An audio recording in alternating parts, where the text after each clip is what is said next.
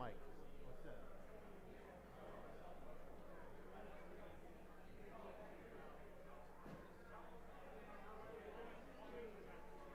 Okay.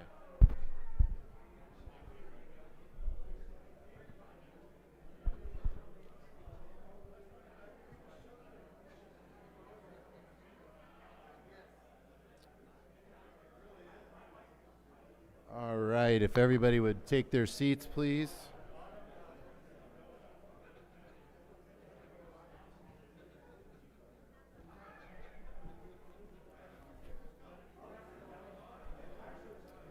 We are going to go ahead and get started here this morning. If everybody would take their seats, please.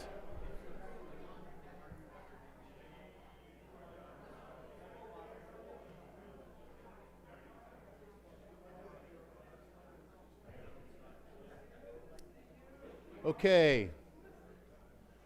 Well, good morning. My name is Luke Layow, and I have the privilege of serving at the Stony Brook School as our Director of Advancement. I've been asked at least 5 times today what that means. That means fundraising for the school, communications, and alumni engagement, hence my welcome to you today. We are going to do 5 things this morning. We're going to celebrate 50 years of being a co-educational institution. The first women students arrived at Stony Brook in 1971. So we're going to share a video with you of some of those first women that were here. We're going to give out our Alumni Achievement Award for the year. We're going to do our Athletic Hall of Fame inductions. Our head of school, Joshua Crane's going to do a State of the School address. And then we're going to introduce our newly formed, we're calling it SALT, S for Stony Brook, ALT for Alumni Leadership Team, as we relaunch the Alumni Association in what is the 100th school year here at Stony Brook. So let me just open us with a quick word of prayer, and then we're going to show this video to kick us off. Father God, we just pause before you. We honor the school that you founded. We thank you for the beautiful weather today. We just thank you for the people in this room and their shared history, which is really your history, your story. We just thank you for their memories and their time together here. We just pray that you would bless our time together here at Convocation. We just pray that people would hear and see you. And God, we just thank you most of all for your Son. It's in his name we pray. Amen.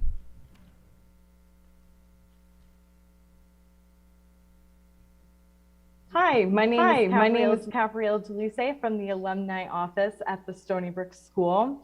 This year marks 50 years of coeducation at the school when in the fall of 1971, 30 girls arrived on campus as day students.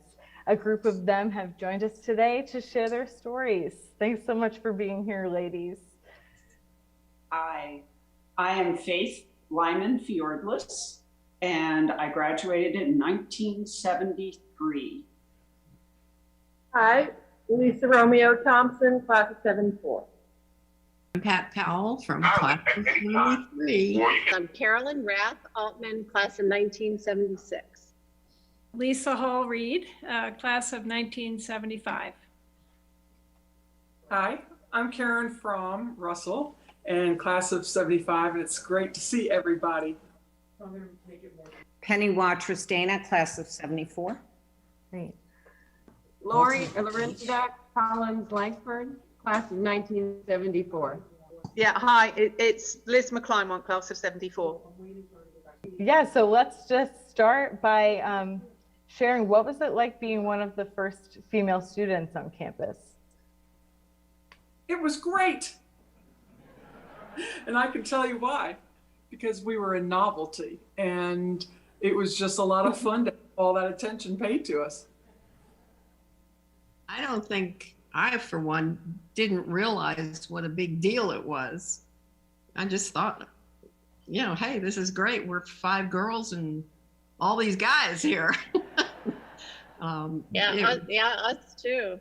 I mean, there was 4 of us, and I think there was like 16 guys in the class, and it was really nice, though during lunch they carried the tray for us. At least they did the first year. They didn't the other years, but No. That was pretty funny when the guys had to carry the trays. And by the end of the first year, they realized a lot of these girls were twice the size of those 7th grade boys. Yeah, the novelty wore off. Yes. I think we brought a lot to that conversation about, you know, we weren't just little girls to be sat on a cushion. We were there and we were equals. Well, I have to say, I came from a boarding school in Connecticut, and I found the lack of uniforms refreshing, absolutely refreshing. We did all the skirt rolling and all that stuff too, but not having to wear the uniforms was wonderful. Now, in the basement of the dining hall, didn't we have mailboxes? And the bookstore, right? And the bookstore. And the bookstore, right. Right. It was a beautiful campus. It was really, really pretty. It was indeed. Yeah. So, I love it. Lots of fond memories. yeah, lots of memories. Lots of memories. And how did we get so old? I don't know. You guys look pretty good. Y'all look good. I just want to say that I made the closest relationships of my life at that school. Yes, so did I, Penny. People are on this Zoom right now, people that I communicate with daily, pretty much. Yep. And that doesn't mean just the students but also with some of the faculty. I've kept in close touch with the Gabelines, the Lockerbys. Carl Soderstrom calls me from time to time, which is really nice.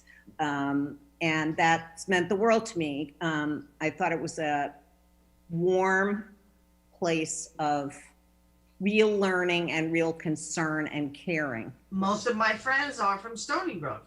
They mostly are. So I loved the school. I really did. It was the best choice that I made. I still celebrate my half birthday because I don't know if you remember the people that boarded. They used to do, if your birthday was in halfway through the year, so if you weren't at school, they used to have birthday parties, didn't they? So I always celebrate my half birthday in October. And I actually still think of Don Gabeline every time I step off the sidewalk and walk across the grass, because I still remember that he yelled at me and Laura Strom cutting across the grass. And I think of him every time I step off the sidewalk on the grass. Oh my goodness. The camaraderie of the students and going to chapel every day, I thought that was absolutely wonderful. And a long-term friendships, and being a local girl, we knew a lot of these folks locally, and coming from a public school in the area, it was so refreshing and just wonderful, wonderful memories of all of you. Stony Brook was part of my life starting in 1960 or 61. One of my older brothers went to Stony Brook, and my mom was like the PTA mother or something. And so I spent a lot of time up there, got to know the Gabeline girls really well. They were just, probably 4 or 5 years older than I was. And we'd play a lot. I can remember growing up on the campus, coming up a lot, and they would have me over to spend the night, and we would play hide and seek with Don Gabeline. It was a lot of fun. He was a good hider. And then when it came to the girls coming to Stony Brook, they came to my mom and asked if I would be one of the girls. And it was a big change, going from public school to a little private school. I had my friends, but I did have a lot of friends in the faculty up there already. So it seemed like the right move. How many of you remember your first work job at Stony Brook? Mm-hmm. As I remember, they gave all the girls filing, working down at the business office. I had to make the curtains for the science room for Mr. Engstrom. Yeah. You're kidding. Oh my gosh. About a year, but then. And they hung there for like 30 years. Oh my gosh. Wow. It took They about put a year. me with, I worked with Mr. Holmes, and I think they put me with Mr. Holmes because he was English. And I was English. And they just stuck us together because we understood each other. So that'd be. I know my first work job was like Mr. Goldberg's office, putting the college catalogs away or something. Yes, it was. Doesn't exist anymore. But I did have to clean the chem lab maybe the next year. Yes. And I remember I burned a hole in my pants from Acid? propylene glycol. It wasn't hydrochloric or something like that. Anyways, it was a small hole. I think it was Penny that spilled it. I don't think she was looking at it. And Mr. Engstrom felt so bad that he changed the rule that you could wear jeans to work jobs. Oh. I had destroyed my funny. skin. Well, we all had to take turns serving in the dining hall, remember? That's true. I remember. Yeah. Your table yes. may go. Yes, your table may go. That's right. Yes. To me, the shock of going to a private school from public school was much more shocking to me, I think, coming to Stony Brook rather than the boys' situation and being one of the first girls. Because I think we kind of hung out all together, the girls in my class, and it was just so different from New York public school. And all the rules and measuring our skirts and having them all the particular length. But I think it also meant to me that I sort of realized that I didn't really realize the significance then, but I think I now realize that I learned that it's okay to be unique or different, because I've done that in my life. It seems like numerous times. I've been one of few women in my field of mineral economics at Shell. I was the only Caucasian at a law firm in Singapore, and I was the only female city council person the last 2 years. So it's interesting that I've always gravitated to those kind of situations, I guess. But I think that comes from Stony Brook and being comfortable in stretching your limits and being okay with being different. You know, Laura, I've been wondering that. Like, I've had a theory, because being in a school with mostly boys, my entire life, I've been surrounded by just men. Like, I was a chemical engineer. I went to work, like engineers were like 300 of us, there were 3 women. Then I went to business school, there was some women there. Then I ended up on Wall Street as a technology analyst, and I'm just surrounded with guys, but it seems totally normal. And I feel like that was because of Stony Brook. But your unique part is also a possibility. Yeah. Yeah. That's interesting. Yeah, Yeah. I had something similar as well, because I was in the systems analyst field for about 10 years before I retrained as a nurse, and it was quite interesting going from Stony Brook, where there was only, I can't remember how many there was when we left, how many girls there were, maybe 50, 60 when we left. And then I went to Stony Brook University, which had 30,000 students, and I felt really isolated because that family feel wasn't at the university, because it's so big and so vast. And then coming back here, when I came back to the UK, I went into insurance and went into systems analysis. And I felt, funny enough, I felt more comfortable because there were men around me, which I hadn't had when I was at university.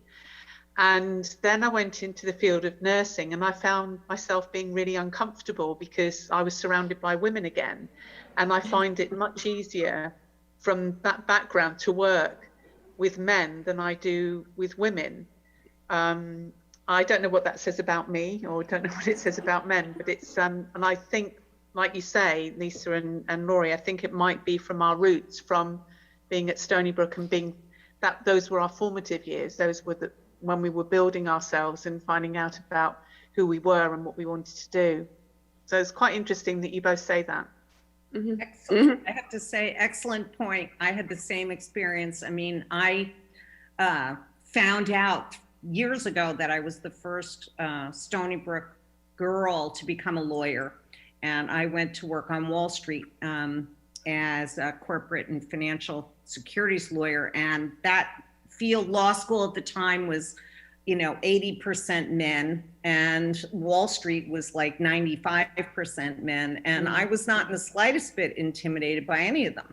And it was great. And it comes from this. I think we were all taught to be very strong, independent women from day one. And, all of the various, careers and maybe some not careers, if you chose another route, even in all those areas, I think every one of us is a very, very strong, I know I am, independent woman. And I think it all came from that. We were not treated as weak. We all had our own minds, and we were just strong and tough. Had to be.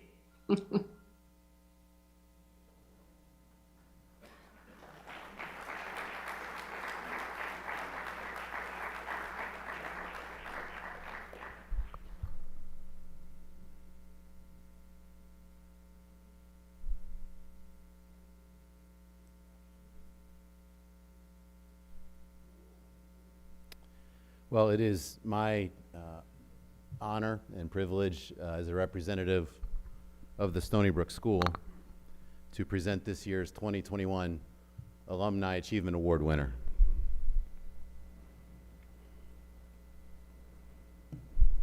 I had to do it. David Sparks is a graduate of the Stony Brook School's class of 1965. Additionally, he is a graduate of Eastern Nazarene College and holds a Master of Divinity degree from Nazarene Theological Seminary.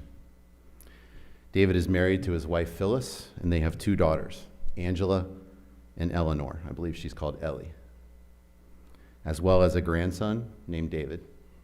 Am I leaving anybody out?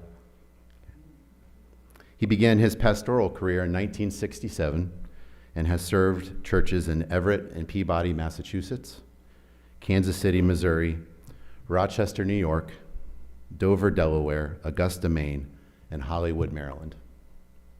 His pastoral roles have included Minister of Music and Worship, Minister of Music and Youth, Minister of Youth and Education, Minister of Youth and Training, and as a senior pastor.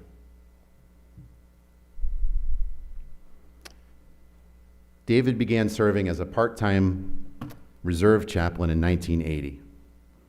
Since 2002, he has served as senior mortuary chaplain at Dover Air Force Base in Dover, Delaware.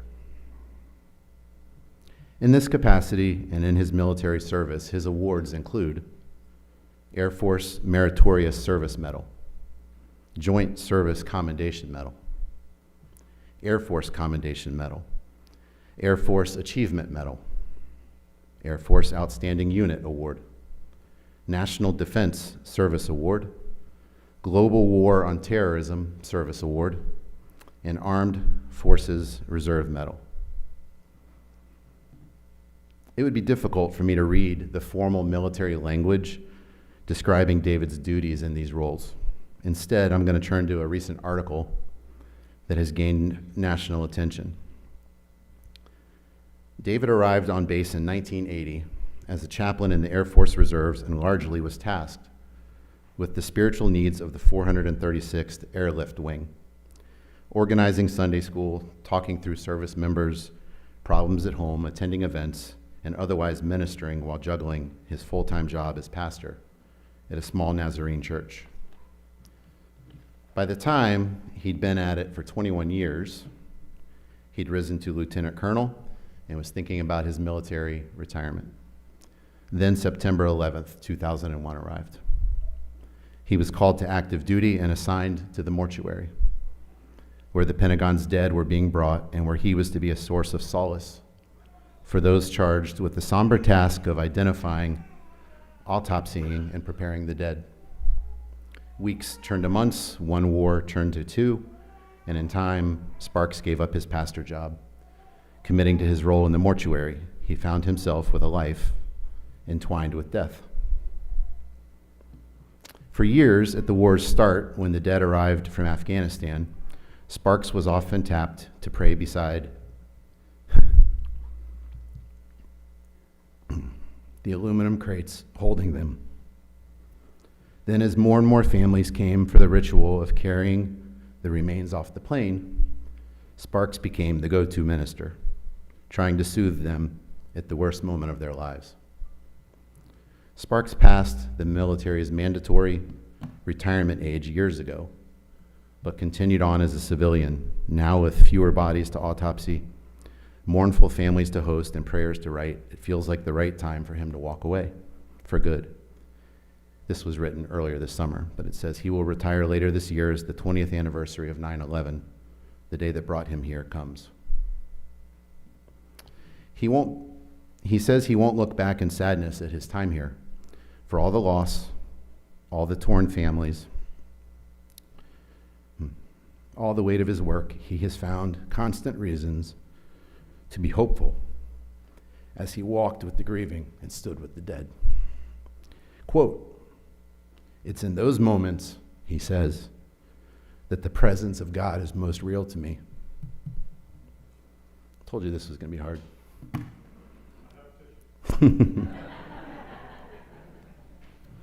It's because of his service to our Lord and to our country, its servicemen and women, and by extension, their families and friends. David Sparks has been selected by his alumni peers as the recipient of the 2021 Alumni Achievement Award.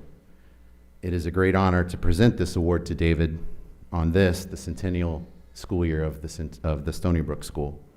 And if you're confused by that, 1922-2022, but this is actually the 100th school year.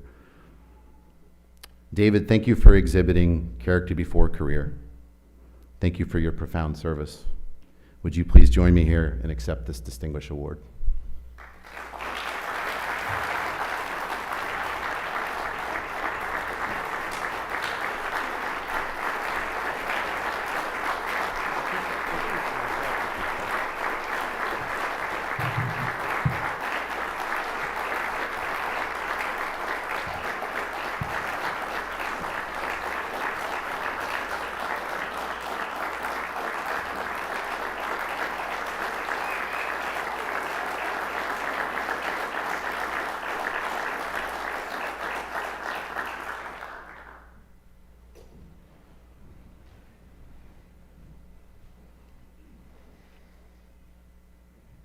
There were no girls in the school when I was here.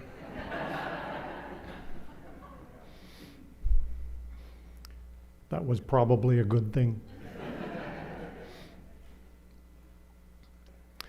I am overwhelmed with gratitude to have been selected to receive this Alumni Achievement Award. I'm not just a little surprised to be receiving this from my alma mater, where for 3 years I did not distinguish myself in any way. I was a mediocre student at best. I was not a jock, and my only claim to fame was the number of times I got in trouble, and once my class thought I had killed Mr. Marshall. There are lots of stories to be told, but not now. Ask me anytime. I did set one school track record in my last year at Stony Brook. It was for the 120-yard intermediate hurdles, a record, by the way, which has not been broken since.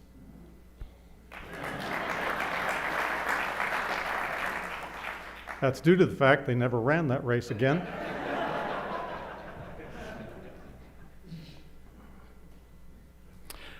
I'm honored to have my 40 years, particularly the 40 years of Air Force ministry, military ministry, recognized in this way by Stony Brook. I thank you to the head of school, Joshua Crane, and his award committee, which considered my nomination.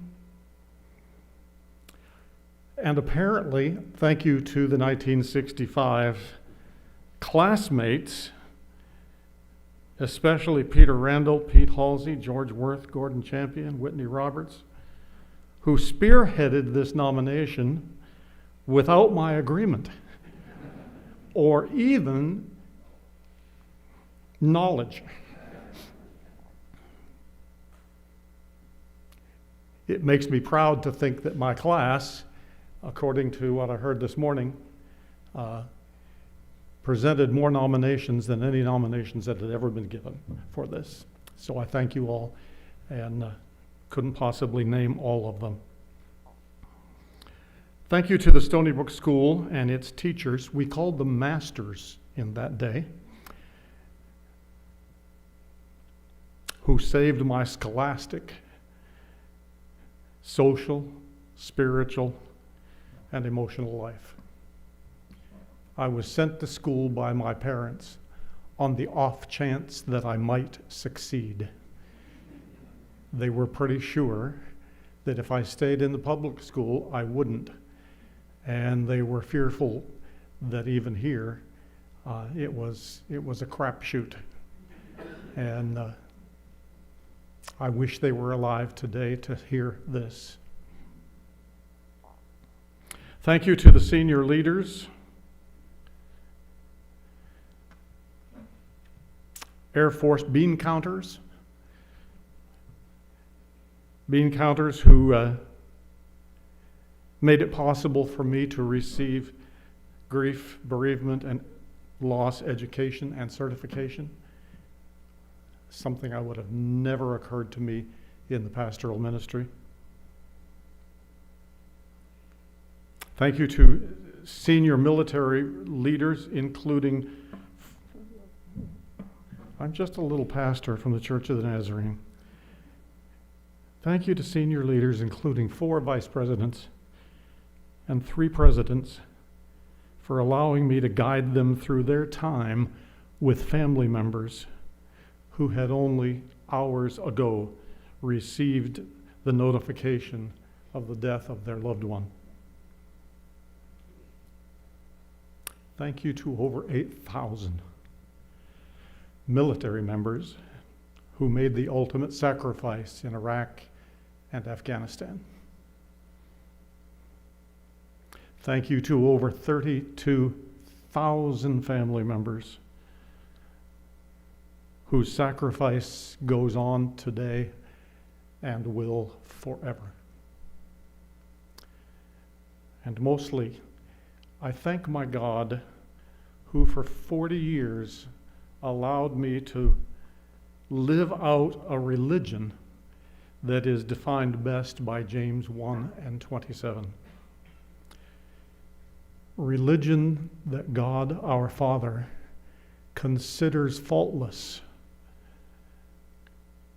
and pure is to look after orphans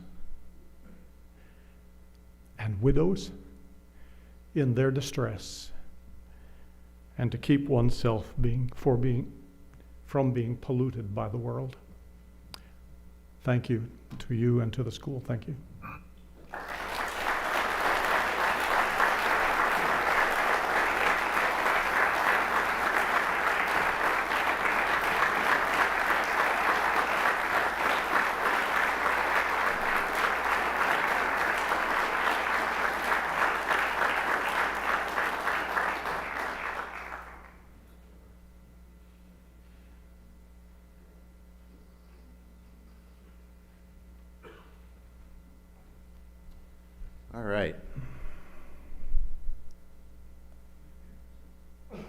So next up is the presentation of our Athletic Hall of Fame Award winners. Our athletic director, Dan Hickey, is going to share with you who they are and their achievements, and please welcome him at this time.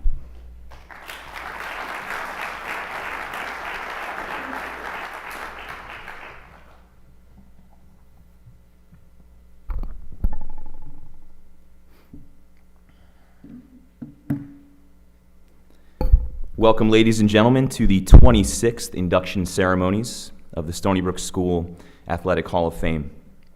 Today I have the honor of welcoming 2 new members into an exclusive club that represents the very best student athletes from the 99-year history of blue and white athletics. This summer, members of our Hall of Fame voted on a list of 9 nominees, and Donna Leontine and Brandon Burke O'Connor, both from the class of 2011, received the highest number of votes. I was so pleased with both selections, as I had the absolute privilege of watching countless games played by each of these women that energized our community with thrilling wins and championship performances. Our first inductee is Donna Leontine, who transferred into the Brook in the middle of her sophomore year after the soccer season had already ended. We could have used you in the state Final Four that year. But she did arrive in time for basketball and earned a starting role on a team that won league, county, Long Island, and regional championships on the way to the program's first state Final Four berth. The role Donna played on the basketball team was impressive, in part because it was so different from the role she occupied on the soccer team. You'll hear more about her soccer accolades in a few moments, but essentially she did it all and was the primary scorer on the greatest soccer team our school has ever had. On the basketball squad, beside lethal scoring threats like Brandon Burke and Danielle Spiliotis, Donna's role was more unsung and founded on rebounding and gritty defense, as evidenced by this shot of her in the 2009 Long Island Championship. Oyster Bay really wants the foul there.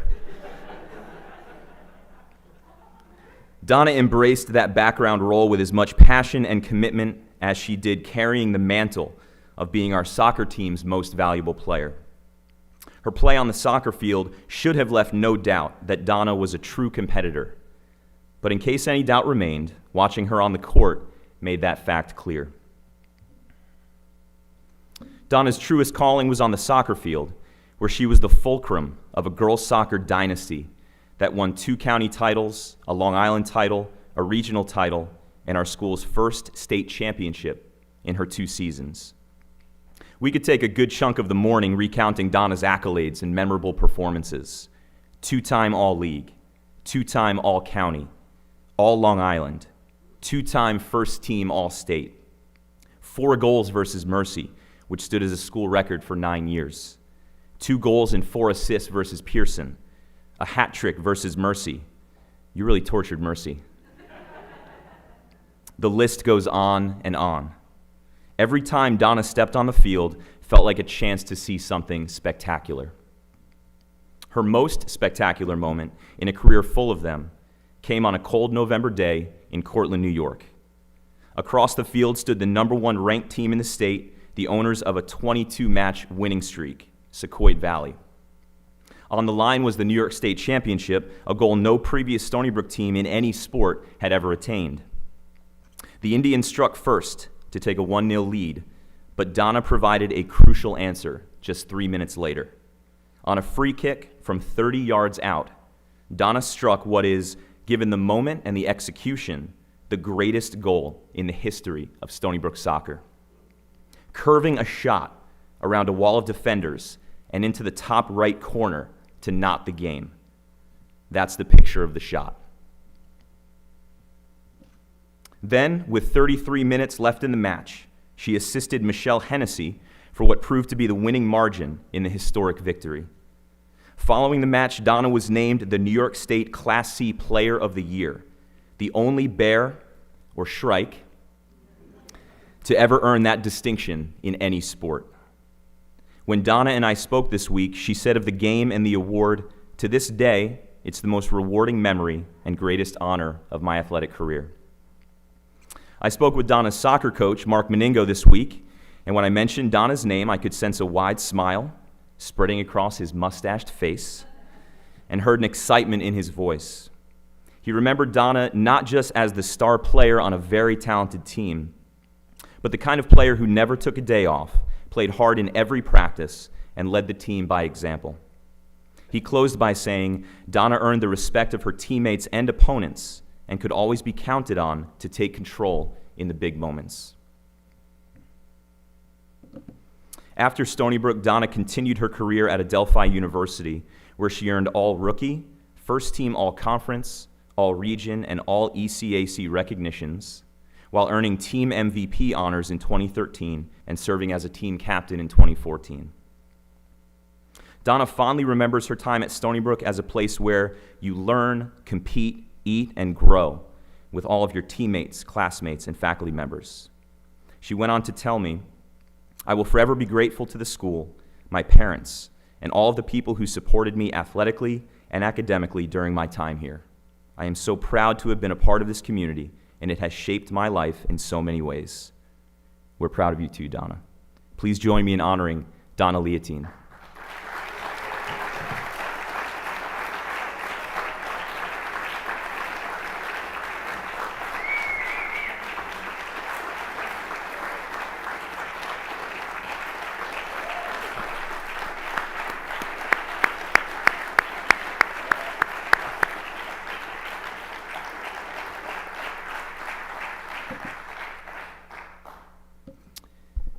Our next inductee this morning is Brandon Burke O'Connor, who, like Donna, also came to Stony Brook as a sophomore. Port Jeff will say we recruited her away from them, but we know the truth. They always say those things. Also, like Donna, the accolades Brandon achieved are lengthy. Two-time All-State in basketball, All-County in basketball and discus, numerous All-League and All-Conference honors, the 2011 Girls Basketball League MVP, the Swanson Best All-Around Athlete Award, along with 5 other class night trophies. But to sum Brandon up with a list of individual achievements would be to miss her true impact on our program. Brandon had that rare combination of competitive fire, love of the game, and love of her team, balanced against her character as a true sportswoman who never failed to represent all of us in a way that could only instill pride. You need look no further than the following photograph to understand the kind of teammate Brandon was. She sustained an injury during her first soccer season with us, but that setback did not dim her enthusiasm for her teammates or her passion to win. In this photo, she is cheering on Karina Scavo's late goal that sealed a 2-1 victory over Friends Academy in the Long Island Championship. She hated not being out there, but if she couldn't be on the field, she was going to make sure her presence was still felt. She was back on the field in 2010, providing the county champions with a defensive anchor in the backfield. She showed her athletic versatility in the spring, where she earned all-county distinction as a discus thrower. Her 92-foot, 9-inch heave was good enough for 12th best in all of Suffolk County and earned her a berth in the New York State Championships. But her first love was always basketball. From the time she stepped onto the hardwood her sophomore year, she asserted herself as a devastating scorer and a hard-nosed defender. But beyond that, her maturity and poise in big moments is what set her apart from so many other great players. It would be easier to list the things she did not accomplish on the court than to attempt to catalog everything she did. But here are some highlights. Becoming just the 5th Stony Brook girls basketball player to score 1,000 career points. Outscoring Port Jeff by herself, 35-30, to rack up the 3rd highest single game total in the county that year. Averaging 17.3 points per game in 2011, 7th best in the county. Hitting 5 3-pointers versus Shelter Island, the 3rd highest single game total in the county that year. But Brandon would be the first to tell you that those individual accolades meant little to her compared to winning with her teammates. And Brandon's teams won and won and won and won and won. 3 league titles, 3 county titles, 3 Long Island titles, a regional title, and a state Final Four berth. With Brannon, we were queens of the court. When I asked her soccer coach, Mark Meningo, some of you know him, about what made Brannon special, he talked about how some players shy away from the big moments while others embrace them. Brannon thrived when the lights were brightest, the time was short, the game was close. And we all felt good knowing she was out there and on our side. I asked Brannon to attempt to find a favorite athletic memory from her time at Stony Brook, and she mentioned playing soccer with Donna and Danielle Pappas, our all-state keeper, and she reminisced about the beautiful mosaic of the track team, but eventually she settled on the last basketball win of her Stony Brook career, the 2011 Long Island Championship victory over Friends Academy. She recalled being double-teamed all game, her best friend Natalie Estradi fouling out, and hope looking dim in the fourth quarter. I'll let Brannon finish the story. Natalie was upset, and I ran over to her, hugged her, and promised that we would win the game. And thanks to a few clutch three-pointers from Jessica Winston, we were able to move forward into states. When we needed it most, our team was able to band together and take care of business. And that's the beauty of basketball. You cannot do it by yourself, no matter who you are. With Brannon, it's still all about the team. So it's no surprise that when I asked her about her most impactful part from her time here, she talked about the people and the relationships. Friends, coaches, teachers, and dorm moms who helped expand her view beyond her small town, showed her the world, and taught her humility, empathy, honesty, and accountability. You taught us a few things too, Brannon. Through your play, we learned about the meaning of toughness, selflessness, and a willingness to sacrifice anything for the team, all while embodying a pure joy for the game. Please join me in honoring Brannon Burke O'Connor.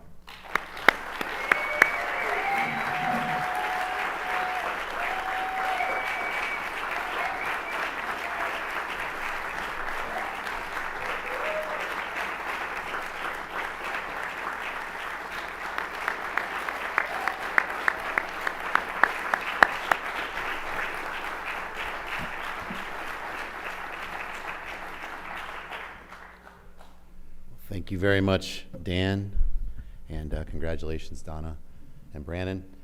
Please welcome at this time our head of school, Joshua Crane, who's now in his 9th year leading the Stony Brook School, and he's going to share with you kind of a state of the school address.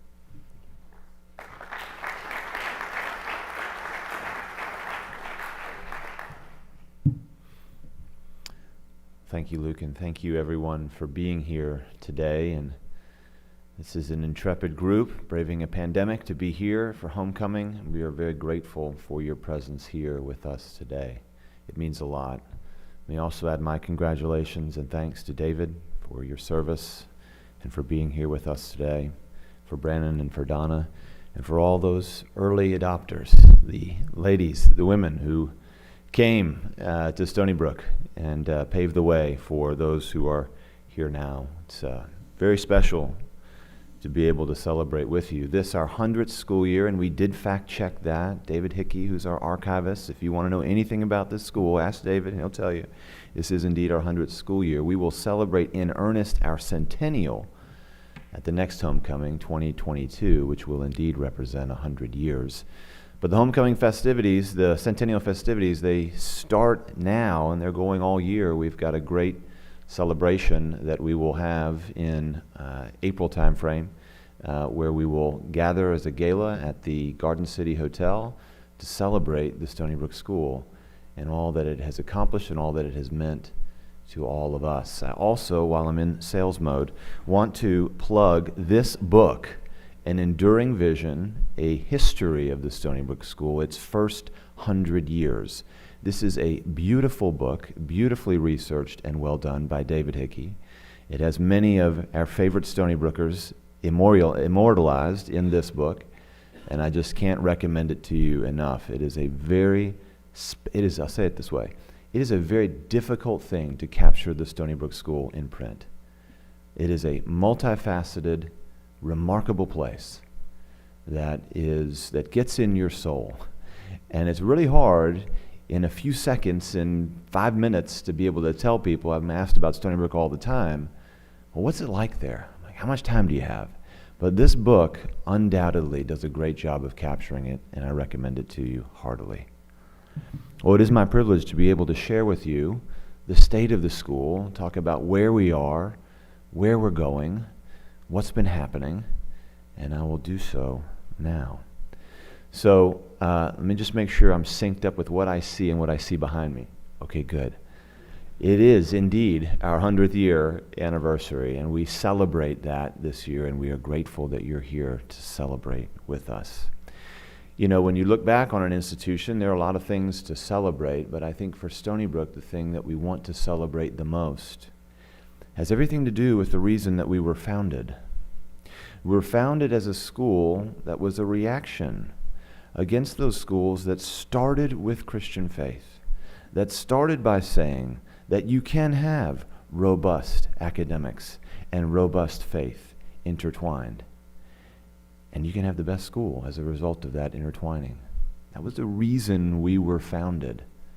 And I'm here to tell you, after 100 years, that commitment stands firm. In his inaugural address in 1922, Frank Gabeline said the following words: "Education without character is a dangerous thing. For character, not intellectual agility, is the source of right living. That character itself has a source. It springs not from moral maxims, rules of conduct, proverbs, or thou shalt nots. Its derivation is higher.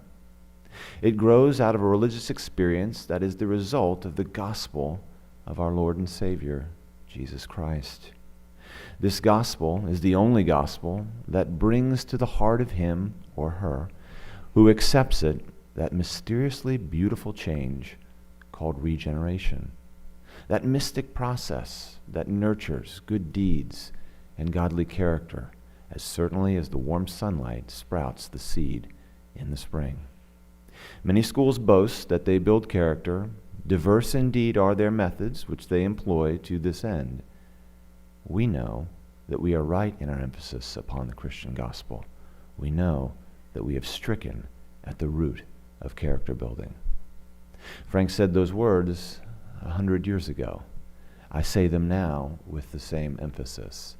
This is something indeed to celebrate as we turn 100.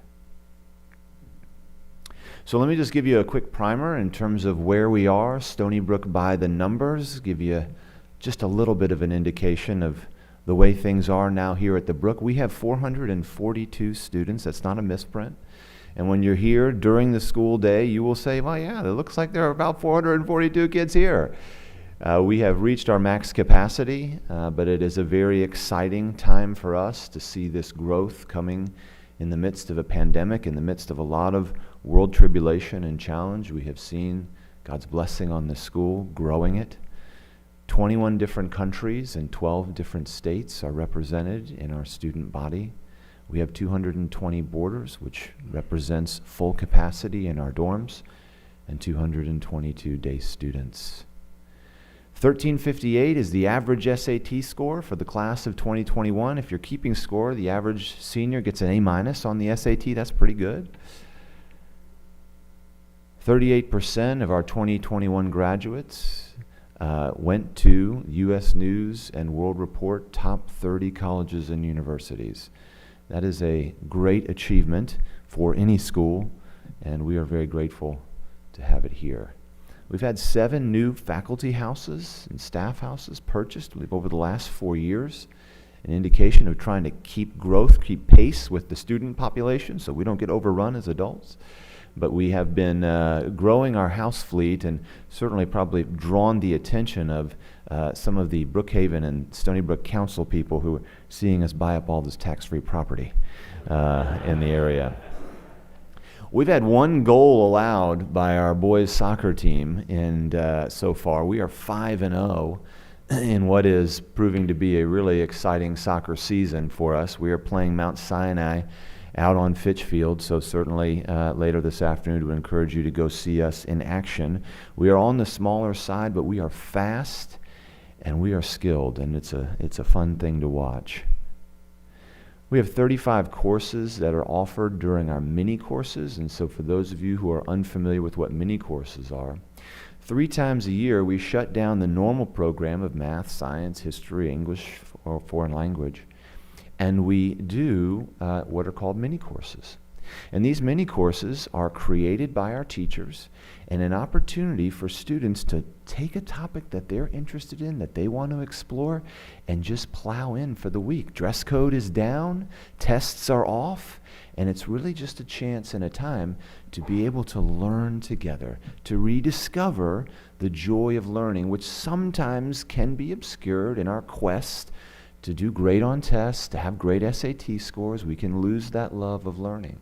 But just a sampling of some of the classes that we've offered when we've done mini courses: chemistry and cooking, history of the political roots of ISIS in the Middle East. We've done improv theater. We've done a number of topics that our teachers create and present to our students. And we give them a chance to really explore, what are they interested in? What do they want to go deeper on? They go on field trips, they leave the campus, and it's really a special time. It's almost like a reset. I've noticed it throughout the school year. It's a great opportunity for both teachers and students to come together around topics of interest and rediscover that joy of learning. And we have 81 faculty children. Now, they don't all go to the school, but you know, I'm watching this trend of us hiring these folks who have 4 and 5 kids, and I'm just wondering, where is this going? But it is pretty amazing at dining hall time to see a bunch of little children running around the parents do much better. I don't want to give you the wrong impression. They don't run around. They walk around. But the beautiful part is the interaction that happens with our students and these faculty children. It really creates, as I'm sure you experienced here, that family feel that makes Stony Brook so special. And we're grateful for it, even as they increase our insurance costs. All right. Lastly, now I normally don't jump up and down about the number 41, but we were recently ranked by niche.com, which is the ranking agency that does these things, as the 41st boarding school in the country. Now, I bring that up to say a couple of things. The first of all, a few years ago, we weren't on the map as far as niche is concerned. And when I look at who we are ahead of, these are schools that you would certainly recognize by name, and these are schools that we would traditionally lose students to.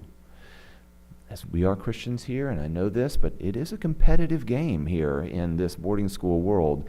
And so to see us rise in the rankings has been particularly gratifying. And I would remind you that we look at things, we look at landscapes, and we say, oh my gosh, these things are fixed, and this school is always going to be number one. But take Stanford, for example. It once was a little sleepy regional school in California, no longer. And so I invite you to lift your gaze and to think about what can be as we continue to do the work here that we're called to do at Stony Brook and continue to produce the results that we're producing. I do believe our best days are ahead of us. So there's this thing called COVID going around. You might have heard of it. We have certainly been challenged by it. In March of 2020, I'm going to give you just a brief chronology for those of you who may not have been paying attention to us. But bottom line is this: in March of 2020, New York area, for those of you who are not from here or living in this vicinity, this was the epicenter. When we talk about March, April, and May in New York, it was a very challenging time. We closed down for what we thought was a 2-week hiatus on March 13th, and we sent a number of our kids home. Obviously, day students went home, but some local boarders went home. But we had 110 kids still with us who thought, we'll ride this pandemic out, ride this thing out together.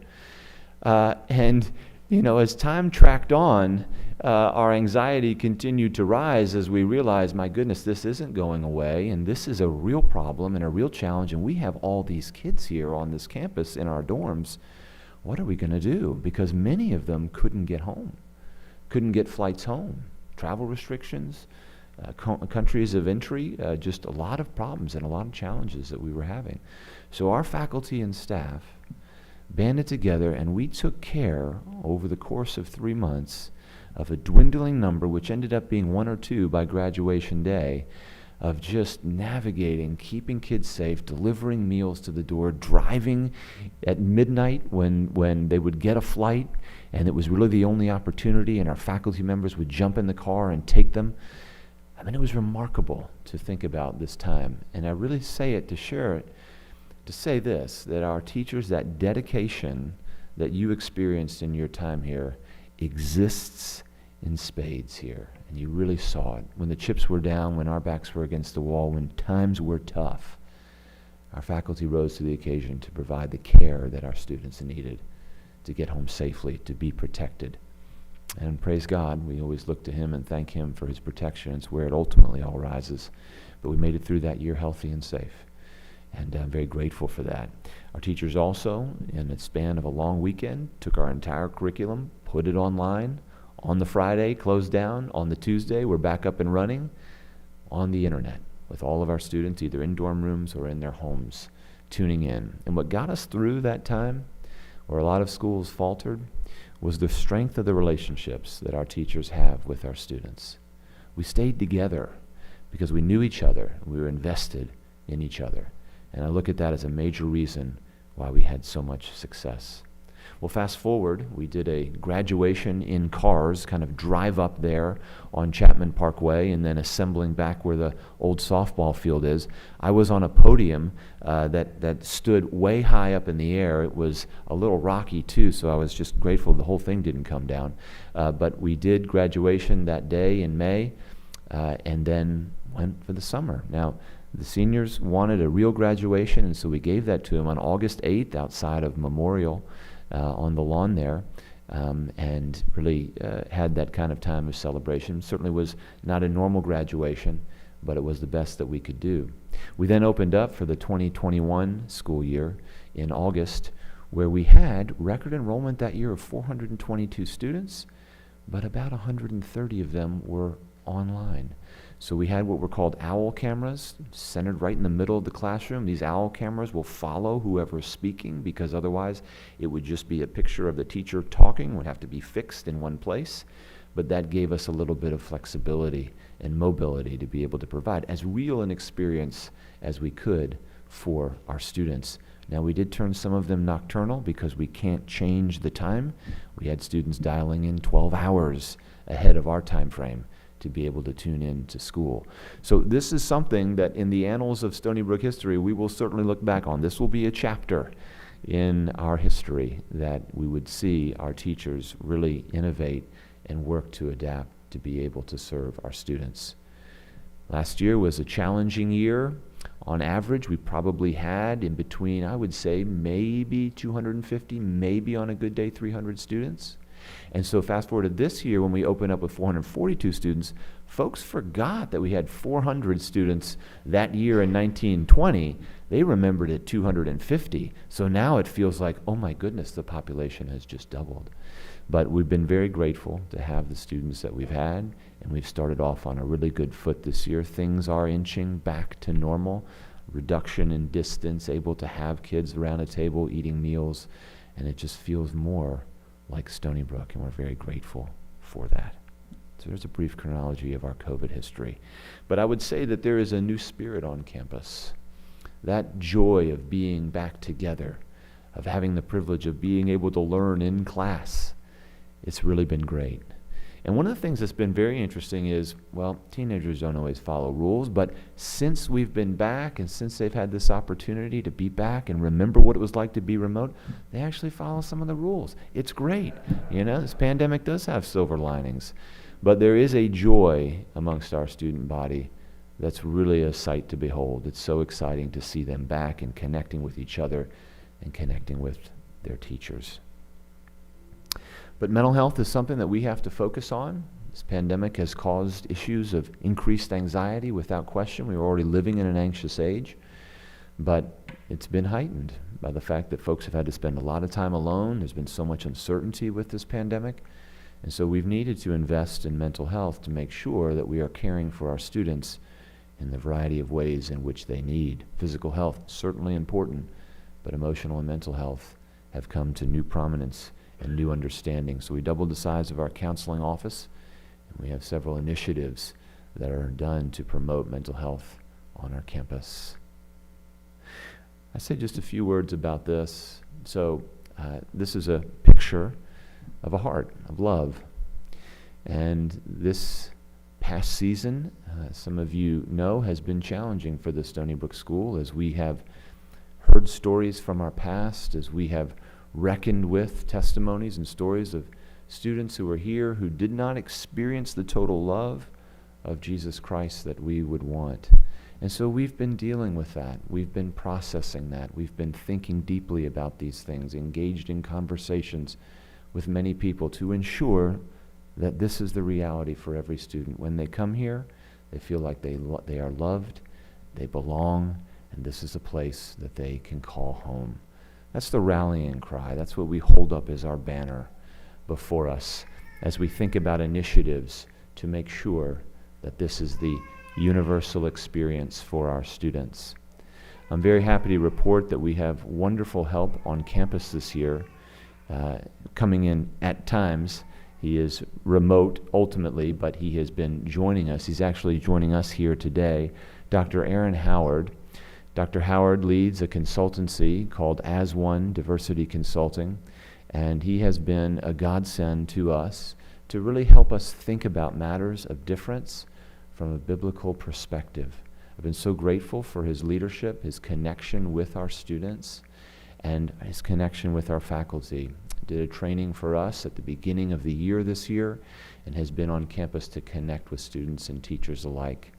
And he's helping steward and shepherd a process for us where we will be conducting a climate survey, we will be doing an audit to make sure that every student feels loved and accepted here. Stony Brook has a fantastic foundation on which to build. We have a history here, and it's a good history. There are challenges, undoubtedly, but we will work through these. When you look at the scriptures and you look at testimonies of people's lives, there is usually a point of pain. That is the genesis for great transformation and growth. And that's what we believe here in this situation, that our best days are indeed ahead, and that every student will feel loved and accepted and like this is a home to them. And that's the way we're going to work. Dr. Howard is a graduate of UCLA. He has a degree from Fuller Seminary and a PhD from Vanderbilt University. That's not why we hired him. He commended himself. I went to Vanderbilt, by the way, in case you didn't know that. But he's a man of God and a great man, and somebody we're very excited about partnering with. Quick thing, a few things about athletics. So Dan gave you just a foretaste of past glory. There is current glory. I mentioned the soccer team. But I just highlight these four sports right now for us that seem to be really on the rise. Girls volleyball, 36 straight league wins, several titles. They're on track for that again this year. I have the number of folks that we've drawn to the program. Okay, I'll use the word recruiting. We can do that now because we're no longer in the public school league, but have this opportunity to really build the best teams. The story about why we got out of the public school is a lengthy one. If you're interested in it, I can share it with you. But in a nutshell, they were becoming so restrictive that we would have students who would come to us. Let's just say they came from Thailand or somewhere where they played a JV sport or had a sport that they played that had an official referee in it. Well, guess what? New York State would say that student has to sit out a year mandatory of eligibility before he or she could play sports again. That rule became quite prohibitive for us from an admissions perspective, and so we made that change several years ago, and we're actually happy about how it's turning out. So I mentioned girls volleyball, also mentioned girls lacrosse. We've recruited a couple of new young talented players there. Girls lacrosse is very much on the rise.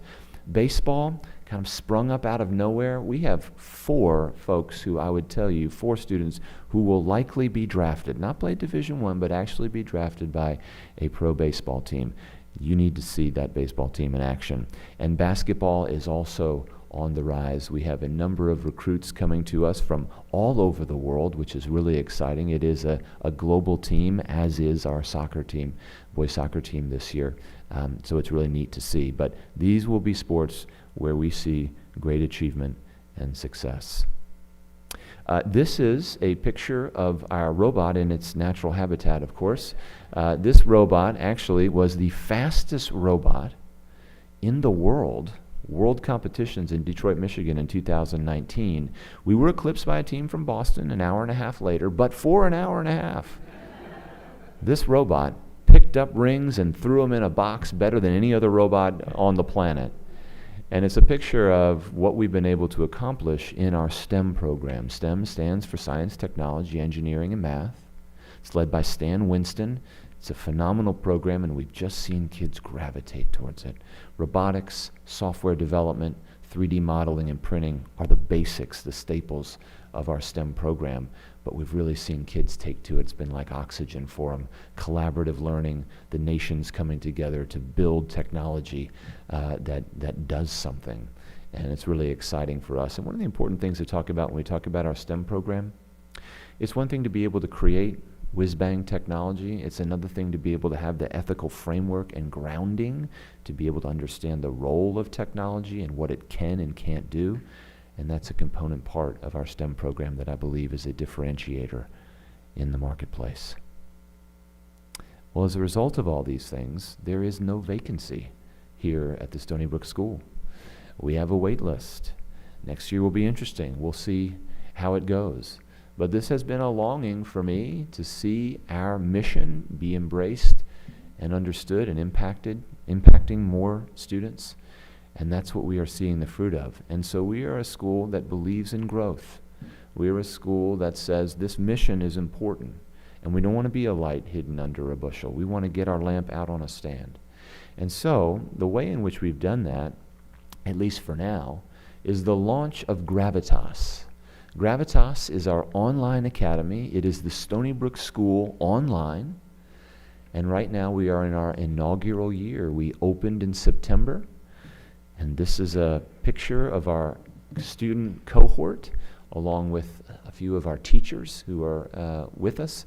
So think about it this way. Gravitas is a mixture of some content that's been created by current Stony Brook faculty, but then we also have faculty across this country, Missouri, Chicago, Colorado, here locally in New York.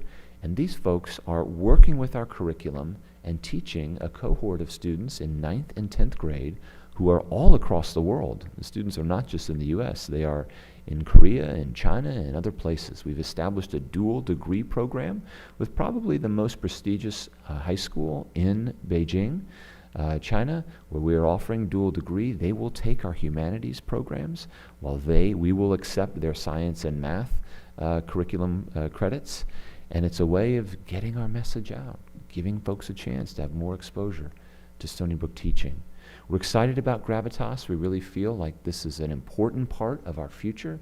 We obviously believe in in-person learning, but we've seen online. When we went online in 2020, it's a powerful vehicle when used correctly.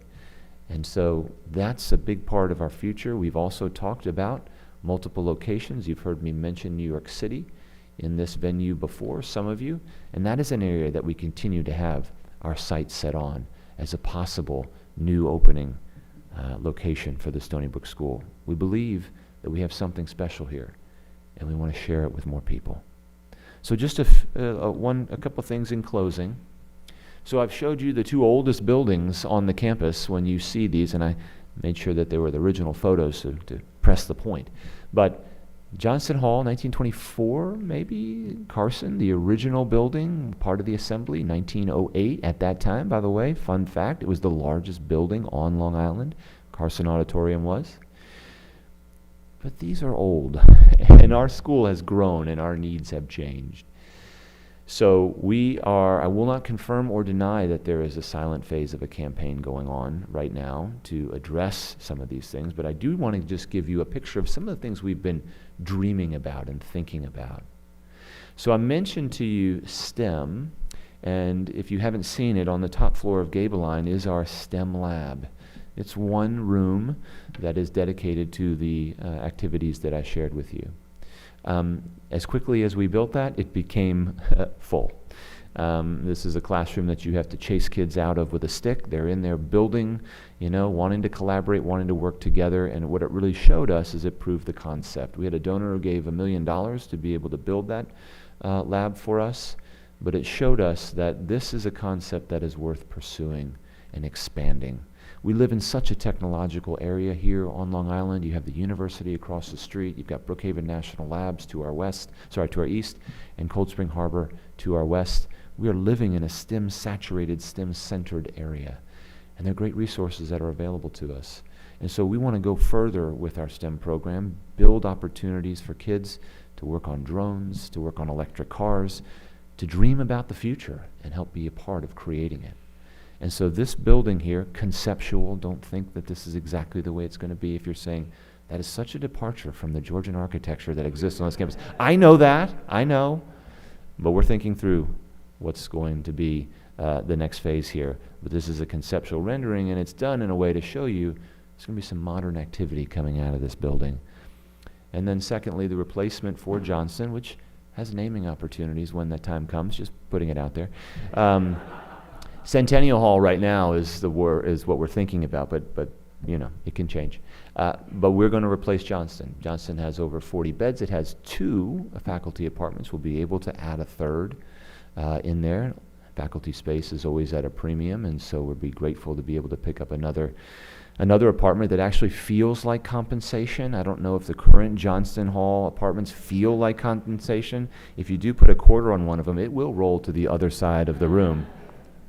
So maybe they like that, I don't know. But at the end of the day, we want to see this as an opportunity to improve our faculty housing along with our student accommodations. We'll be excited to get this building built. We're currently thinking about it behind the chapel in that area that's there. It's above the tennis courts, really kind of creating a boys' wing, so to speak, a boys' courtyard between Hegeman, Monroe, and then this new dorm.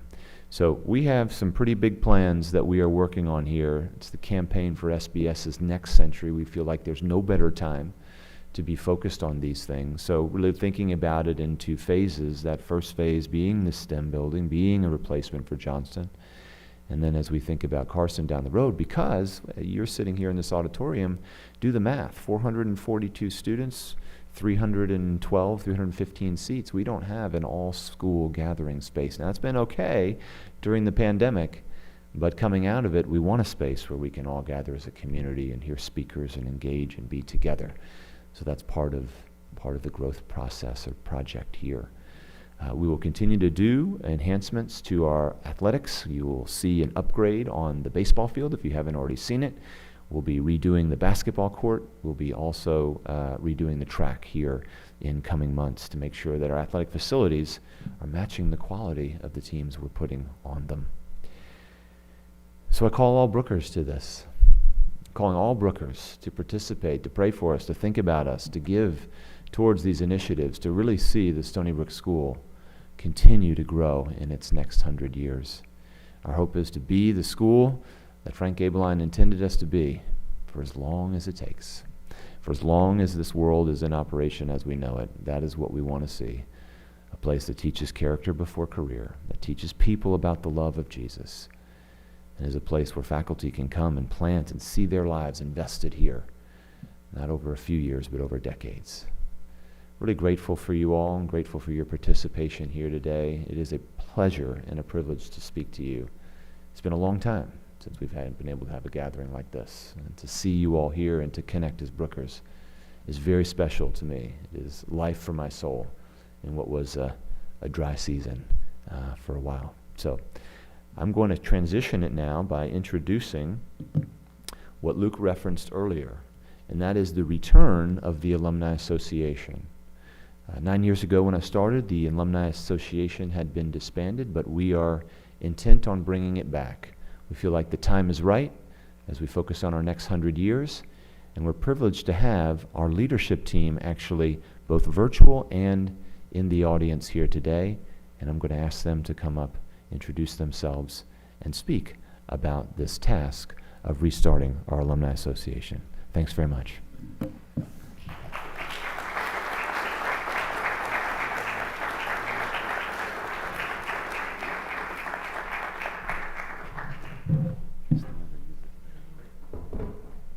Thanks, man. It's good to see you. Guess I'll start here.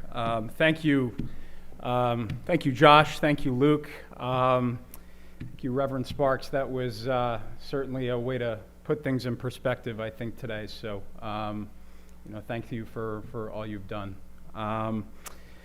So my name's Mike Schwenk. I am the class of 2004. My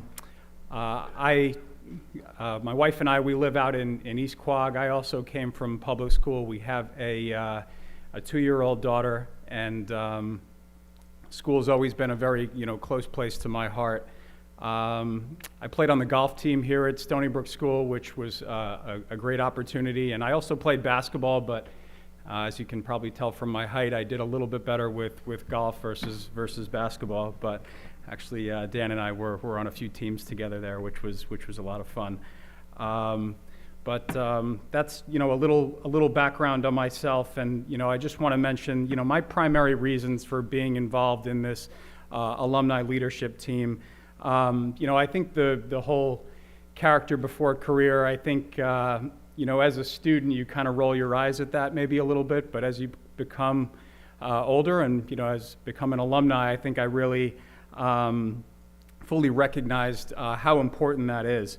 I work for RBC. I'm in the investment advisor business, and I think some of the values and things that were instilled in me here at Stony Brook still, I owe a lot to the school. I would be a very different person if it wasn't for this school. Again, I came from a public school background. I didn't really know what I didn't know until I got to Stony Brook. I also thought it was just awesome to go to a school with kids from all around the world. That's pretty special just in and of itself when you see the list of kids from all these different countries and even the locations on that Zoom call. I think that's really special. So I recognize the values the school has instilled in me and prepared me for both college and the real world. I think what defines this team, and I'll turn it over to James here in a second, but what defines this team, at least on my perspective, is I want other alumni to see the school the way it is today. It's, even though I graduated in 2004, it's a very different place today than it even was when I was there. I think that speaks a lot to the leadership with Josh and Luke. It's a very new, fresh perspective, and it's really made this place even more special. So you mentioned the mini classes, the STEM, STEM program. I mean, I just wish I were a student in the school now versus even 15, 20 years ago. So the place is only getting better, and I'm just really thrilled to be a part of it. So. Well, good afternoon. I'm James Murray. I'm class of 1976. There you go. We got some folks in the house. We were the bicentennial year. Character before career. It's not an experiment.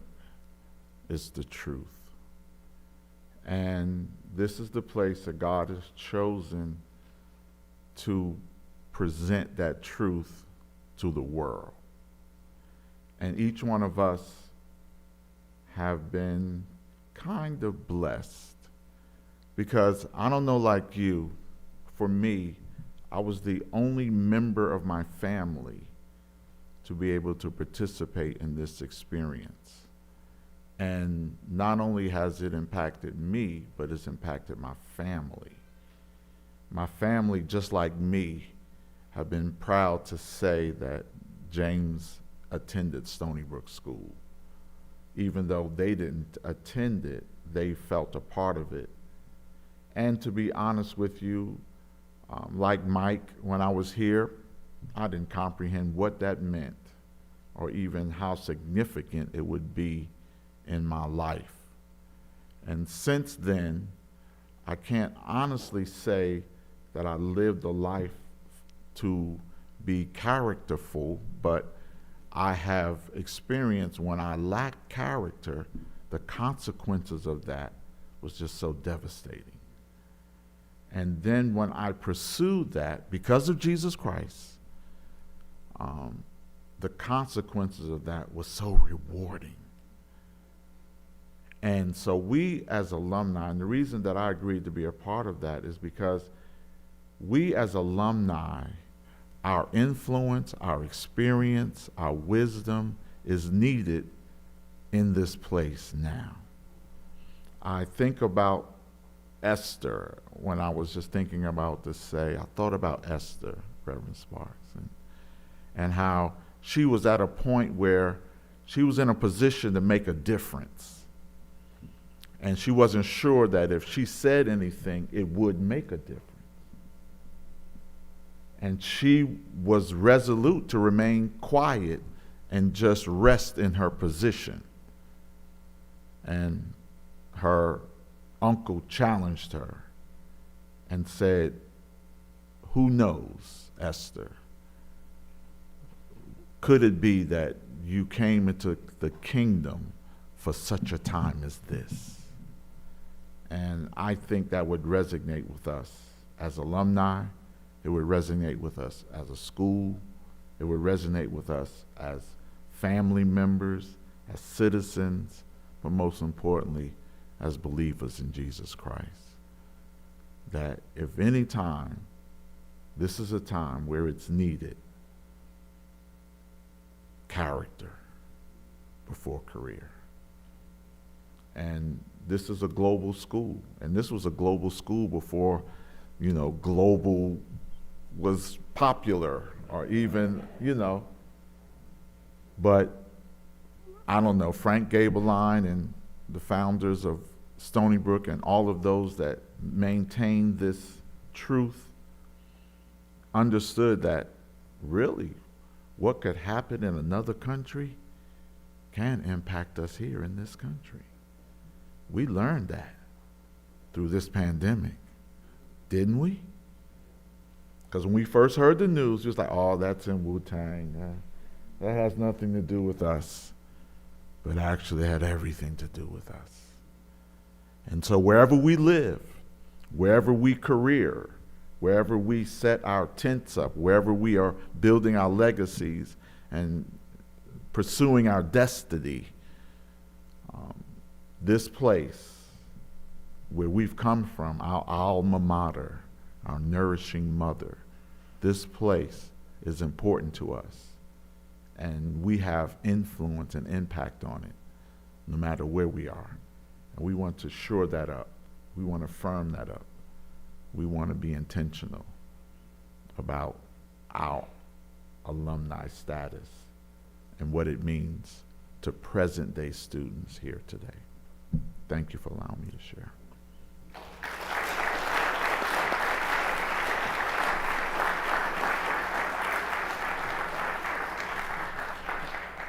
Two other members of the alumni leadership team have also done a virtual little presentation as well. Alistair and Ching, I'm not sure which order, but okay.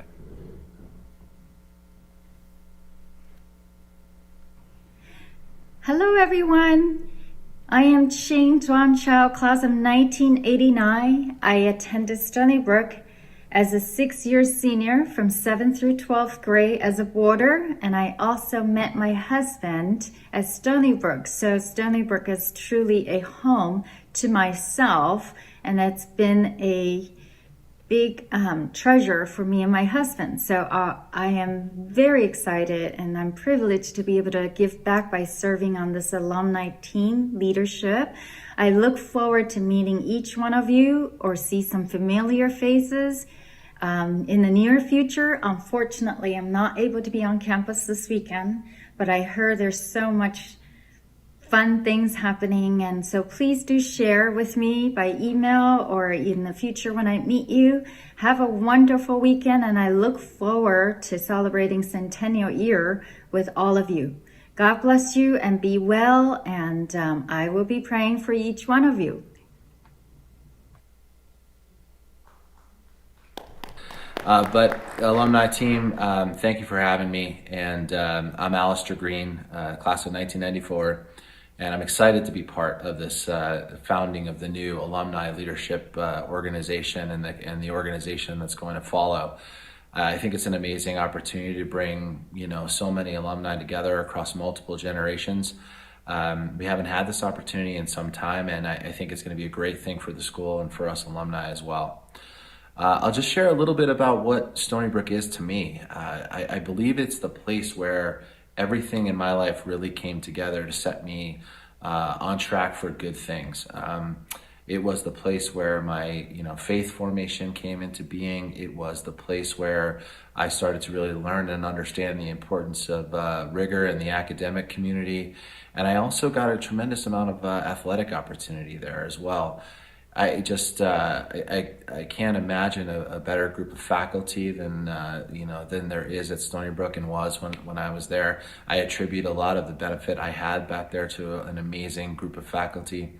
And so later in life, I realized that place, that school, that value system, was just so important to who I am today, and I'm so grateful for it. I know that I would not be where I am today if it had not been for the experience and the influences I'd had when I was at school there. So I'm very happy to be part of this team going forward. I'm really excited for the group of leadership at the school that has, brought the community together. And I'm sorry that I can't be there with you today in person. I'm joining you from Denver, Colorado today. But I do have to get back to Long Island soon, and look forward to visiting campus. I understand there's been some amazing improvements, and for the most part, I've only seen pictures. So I hope you have a wonderful weekend, and I look forward to meeting many of you in the near future. Thanks.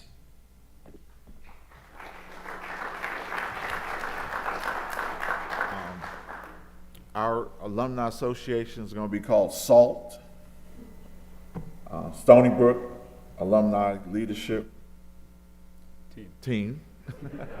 Thank you, Mike. And so the acronym speaks for itself, and I hope it has some significance and some emphasis for you.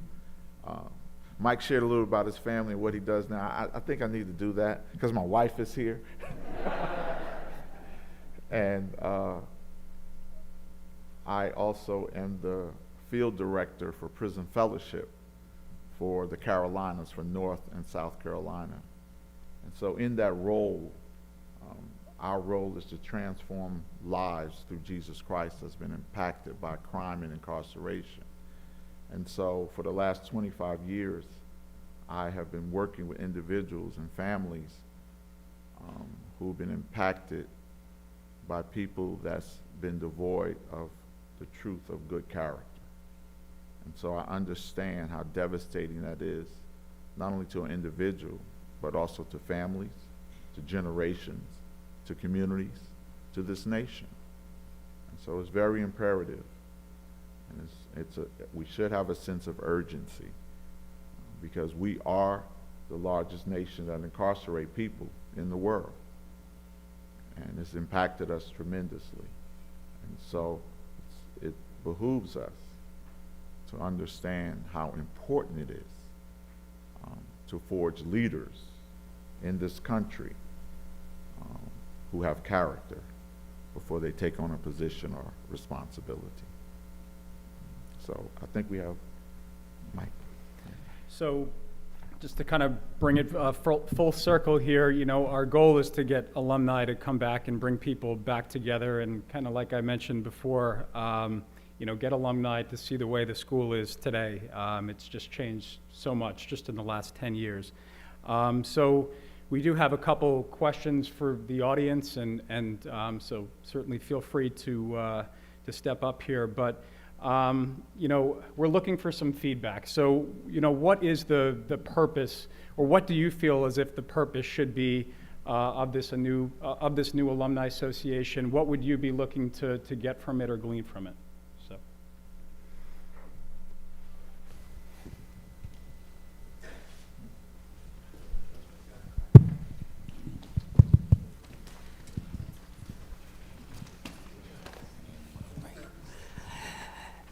They can't get me to shut up this weekend.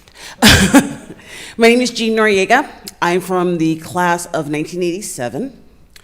I have been doing a lot of work in the last 16 months with alumni in regards to diversity and reform with Stony Brook School. Many of those people who I've been talking to have a real desire to see the alumni brought back into the fold and feel like they had no place here anymore. What I'd like to see is definite more communication between all of us. One of the things I've always spoken to a lot yesterday was how it doesn't matter when we graduated, we all shared this space. We all walked these paths. We all sat in the same classrooms. And that gives us such a unique perspective that, James, everything you said to me spoke so deeply to what I feel, which is that in order for the school to continue to grow, they need us. And I really want to see the new association really bring in as many voices as possible. Thank you. Thank you.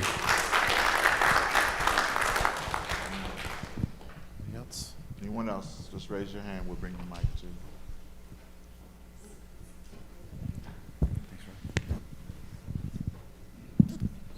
Hey, my name is Paul Shadler, class of 76.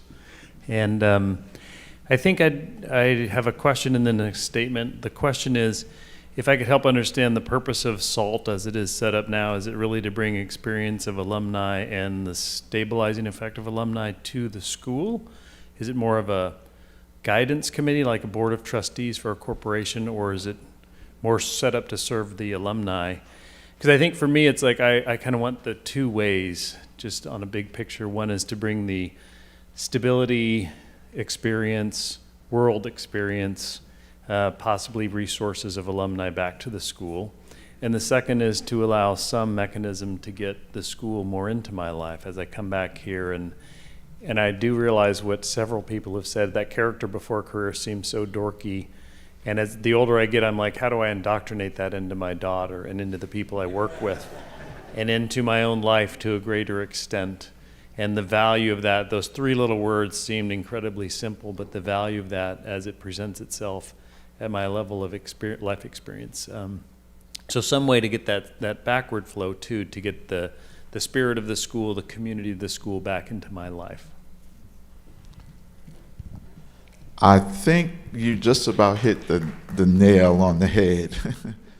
That we don't want it to be just a fundraising network, even though that'll be a part of it. But the most important part is our own life experiences, our knowledge, our wisdom, our influence, and like you said, resources to be intricately woven into what this school is, because it's been intricately woven into who we are.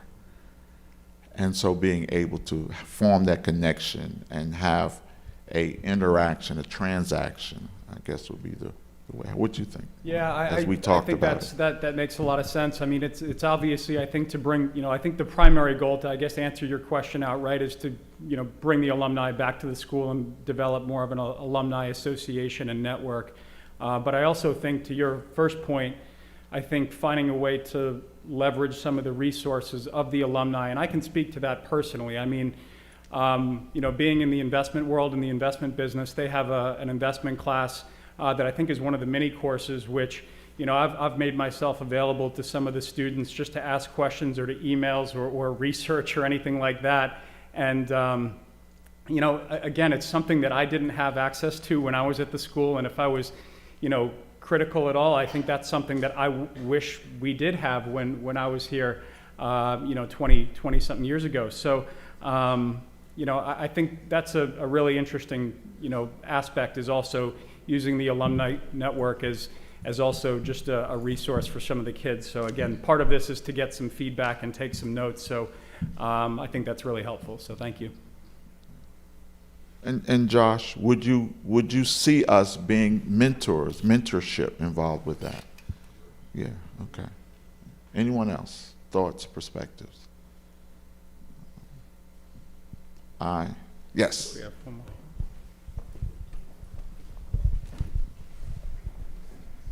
I'm Daria Pace-Slam, class of 81, and actually was a trustee for 9 years, and have been telling the story this week that I just joined a board of an organization that has a $1.3 million budget and is 20 years old and has the least organized board meeting I've ever attended, and I kept on going, Stony Brook's got this so much more together. So behind the scenes, there's some good structure there. I think one of the two really tactical things that I would want to see is an easier way to connect with our classmates, and please don't give us a platform. Please don't make us learn another login, another password, another, sort of, there's got to be an opt-in that the school can be the clearinghouse for. And then the other is, I'm struck by observing that when Josh just shared that, there was a sense of pride and you could feel it in the room. And we need to find a way beyond a magazine or an email for alumni to feel the pride of what's happening on campus and the direction of it, because we are invested in it too, and so that would just be my other observation. So that's awesome. Thank you. Thank you.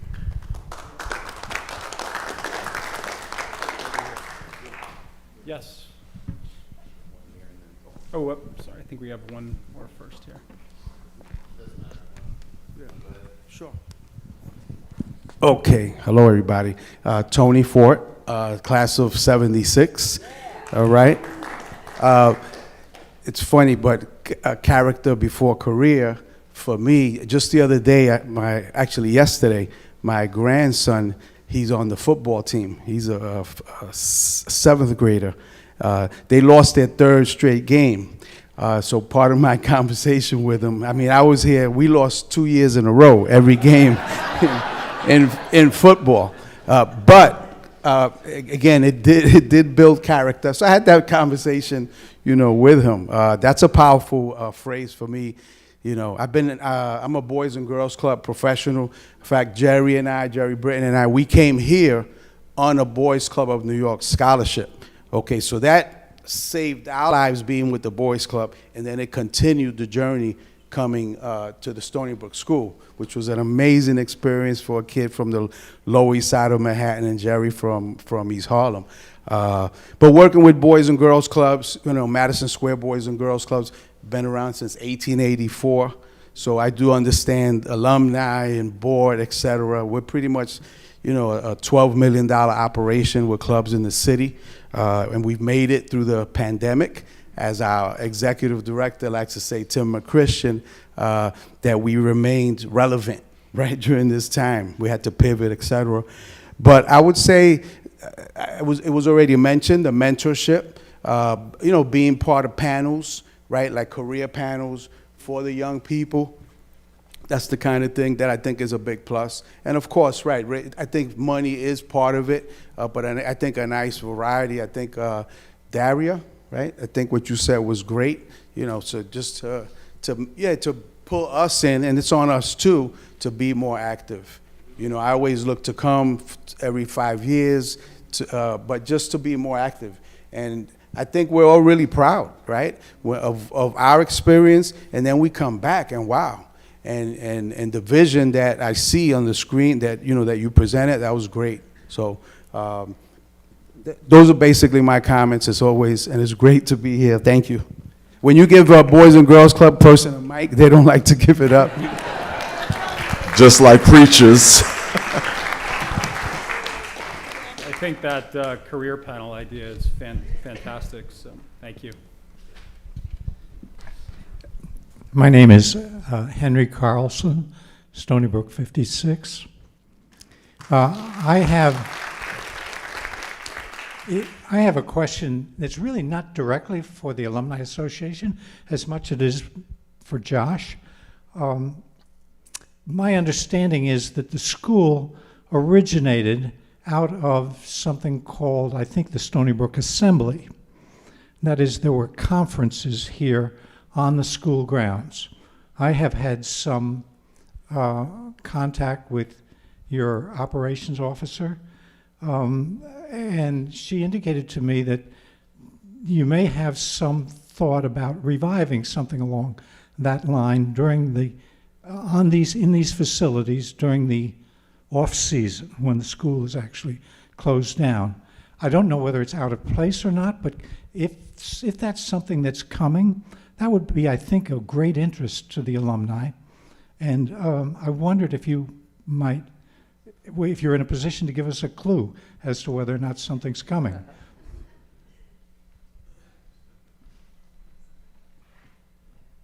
I know we're getting close to lunch, so I'll be brief. So yes, Hank, the question is a good one. And when we think about the school, and we certainly, when you're talking here about 100 years, we have a chance to revisit and think about history. I think Stony Brook School is a leader. And I think Stony Brook School is ready to take more of a leadership position in this world. And when we think about what we do here on campus, I think there are a lot of schools that need what we have. And so the opportunity to create a training center or something of that nature. But then also, when you look at the history of the assembly, they were forward thinking at that time. It wasn't just revivalist meetings, although those are great, but it was really engaging the issues of the day and thinking through them at a very deep level. And I think that that kind of thing is something we're really good at. And I'd like to see us, again, from a leadership perspective, open up our doors a little bit more and create opportunities for alumni or others to come in and hear and see what we're doing and get that level of thinking and approach that is a part of the Stony Brook DNA. So it's not in full form, so don't take it to the bank yet, but it is undoubtedly something that we've been thinking about and we think is important in our next century. Thank you. Thank you. You want to take maybe one more comment and then share some next steps and we'll wrap up? Yes, I think one more over here. Victor. Hi, I'm Victor Chang, class of 71. Come on, let's hear it. And I'll just share a comment that I hear repeated, and I think I can kind of summarize it. As a student, as an alumni, we all miss the community. I mean, we gravitate back to Stony Brook because of the memories of the community that we had here. And if you, I guess, with our sharp ears, we're always hearing that theme, the community. So I guess I would just express, how do you expand your community and include the alumni? And how can we be part of the community? And I think there's so many ways one can explore that piece. Well, my desire is the community. I'm back this week or this weekend because of the community. And I think we're all here because of our memories of the community that we once were part of. And we're trying to relive it, remember it, and so on down the line. Thank you. And that kind of question and these kind of questions will be the questions that will lead our discussions and our formation and our direction of the leadership team. That's why we, created this forum in this manner, not to tell you what we're going to do, but to hear from you what you would like to do. And then our role would be able to serve that. And so that's going to be our kind of marching steps from this point and our next steps. Yeah, so everyone, all alumni are going to be getting an email, outlining the goals and some of these things that were discussed today. So this is not just being tucked away in a box and being forgotten about. This is something that we're going to discuss and follow up with the alumni with an email. So if there's anything that you'd like to share with us, kind of as a one-off, via email versus as in person, Alumni Association at sbs.org is where you can send that. So, thank you so much for, your time and to your point, the community. I mean, just being around here, looking at the buildings or even walking on some of the steps that you used to walk on, it just brings back so many cool little instances and memories that makes this really special. So it's nice to share this day with you today. So thank you. I just want to take 10 seconds to acknowledge from the class of 75, a former headmaster and a Gabeline, Thad Gabeline, Electra Gabeline is here. Yeah, we'd love to acknowledge them. Yeah. Good friends and fellow classmates. That's cool. Thanks, guys. Thank you. Well, thank you very much for the input. That does conclude our convocation for this year's homecoming. Lunch is served at 12:30. Is that correct? Sure. Somebody said sure. 12:30. So lunch at 12:30. 1 o'clock. 1 o'clock. So enjoy a little bit of fellowship and then a late lunch, and hopefully you can join us for the soccer game. Thank you very much for joining us here today.